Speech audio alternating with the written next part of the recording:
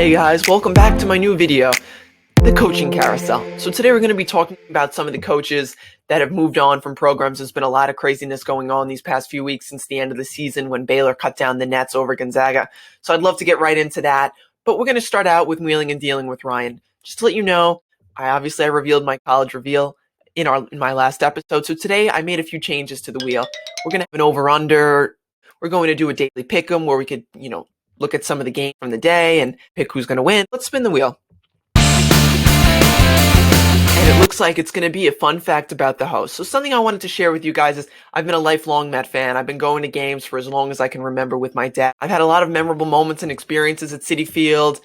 And I have a really cool fun fact that I want to share with you about something that's happened at these Met games. It's really cool, and you're definitely not going to want to miss this. All right, so now let's get back to the coaching aspect of things. And let's start out with Chris Beard. Texas Tech to Texas. Not a far trip, but he's going to one of the more dominant powerhouse teams of the Big 12 Conference. He spent 5 years at Texas Tech. The 112 and 55 overall record, 3 NCAA tournament appearances, and notably a Final Four national championship appearance in which they lost to Virginia and Kyle Guy in an overtime thriller. We've seen big guys already take that next step. He's gotten a few big transfers to come to Texas. He's got Christian Bishop, the 11-point per game scorer from Creighton, and that's also Dylan Dizu, the 15-point per game scorer from Vanderbilt. Beard he's made Texas more of an appealing landing spot, and these guys have already made that jump. You look at his success at Texas Tech, I expect him to have the same success at Texas. I think the future is bright for the Longhorns. Let me shift now over to Porter Moser, Loyola Chicago sister Jean. You remember 2017 to 18, how could you forget it? The magical Final Four run, beating Miami at the buzzer in the first round, then upsetting the number 3 seed Tennessee in the second round, Clayton Custer, Cameron Krutwig. The names go on, these no-namers that made a name, and Porter Moser put this team on the map.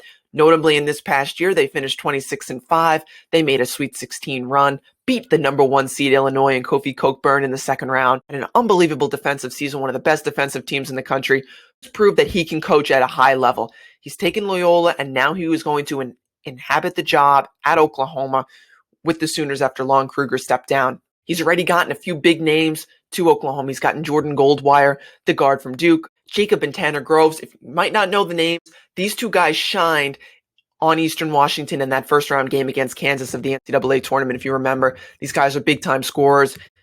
And I think that Moser maybe will take a little time, but he's got a lot of talent and a lot of experience. And I think that bodes well together. Just a little side fact about Moser. After the 2018-19 season, he did turn down St. John's job. How could you do it? But St. John's isn't maybe the most ideal landing spot, and look where he is now. He's at Oklahoma, so I think he's doing pretty well. All right, so now let's transition to Mike Woodson, the Indiana alum and the former New York Knicks coach. You remember Mike Woodson, the 2012-2013 season, 54 wins for the New York Knicks, Carmelo Anthony, and Amari Stoudemire, J.R. Smith. He led the Knicks to the playoffs. 6 years with the Hawks, 3 years with the Knicks. Has a lot of NBA coaching experience, but a little bit of an interesting hire because of his lack of college coaching experience.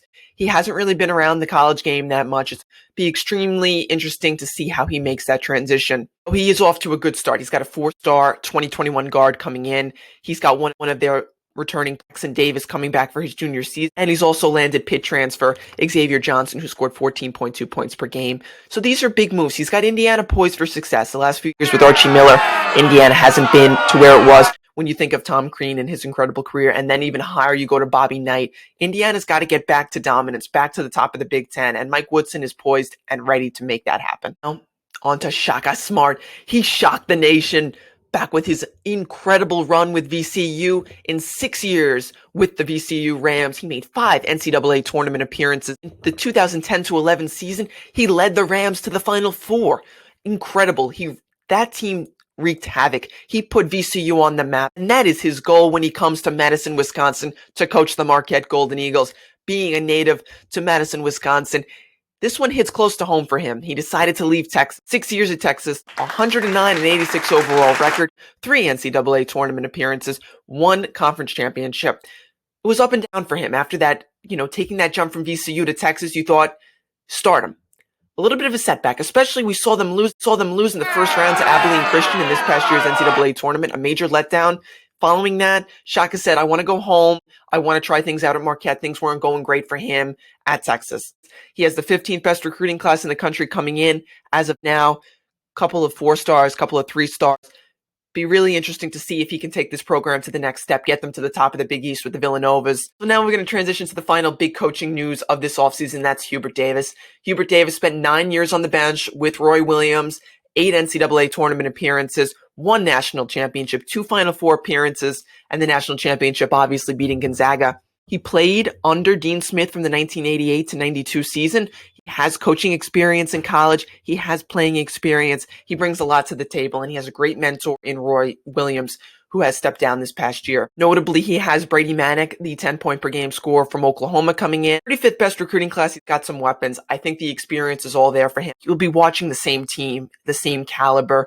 I don't think they'll take a step back. I think they're in a great position. Now I want to wrap things up. So I left you on that cliffhanger about the Met games, and here's a little bit of a fun fact. My dad actually used to work for someone who owned the Mets, and over the years we got tickets right behind the Mets dugout. Tons of baseballs I've got. I've actually got a nice case here for you to show you guys. It's pretty awesome, the number of baseballs I got. This is a little heavy. And I wanted to share with you guys one that is really cool in my opinion. So a couple of years ago, April 7, 2012, my dad writes on all the balls after we got them. I went to a Mets-Braves game. The Mets won, and I got a ball thrown to me from Justin Turner. And most of you probably know the beard man, Justin Turner, who is a star with the Dodgers. It all started with the Mets. I got this ball when I was at a Met game with my cousin Tyler. Shout out to Tyler. We had a lot of great memories, a lot of great moments. I have balls from Mets players from 7-8 years ago. You name it, I've got. All right, so that's going to wrap things up for me today. I really hope you guys enjoyed this video. Don't forget to like and subscribe, and I'll talk to you guys soon.